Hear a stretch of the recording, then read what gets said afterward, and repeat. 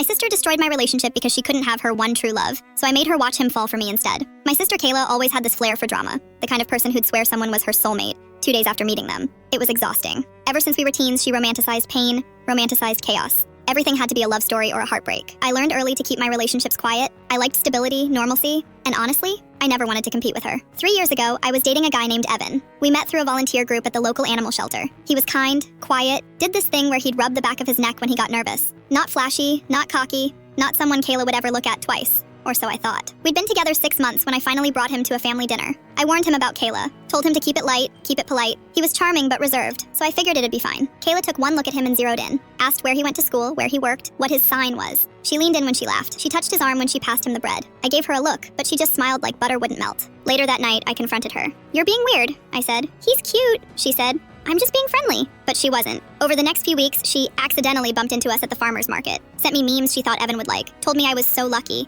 and that guys like that don't come around often. Then she got quieter. One-word texts. Didn't answer my calls. I thought maybe I'd overreacted. And then Evan stopped texting. He came over one night and told me he needed to talk. Said he felt confused and unsure. Said maybe we were moving too fast. He looked sick to his stomach the whole time. I didn't push. I just let him leave. 3 weeks later, Kayla called me, crying. "I messed up," she said. "He kissed me." My stomach dropped. She swore it wasn't her fault. Swore he came to her. Swore she told him it was wrong. But the way she told it, it sounded rehearsed. Like she'd been waiting for the moment. I hung up. I didn't cry. I just deleted both their numbers. A year went by. I started seeing someone else. Nothing serious. Just dates here and there. I stayed away from Kayla. My parents begged me to forgive her. Said she was going through a phase, but I didn't care. It wasn't the kiss. It was that she wanted him because he wanted me. Then, last spring, I got a new job managing marketing campaigns at a tech startup. The office was small, mostly remote, but we had monthly strategy meetings in person. At my first one, I walked into the conference room and there he was, Evan. He looked just as stunned as I felt. After the meeting, he caught up with me in the parking lot. "I didn't know you worked here," he said. "I do now." He apologized, not in a let's talk it out way, just a quiet, shame-faced apology that didn't try to excuse anything.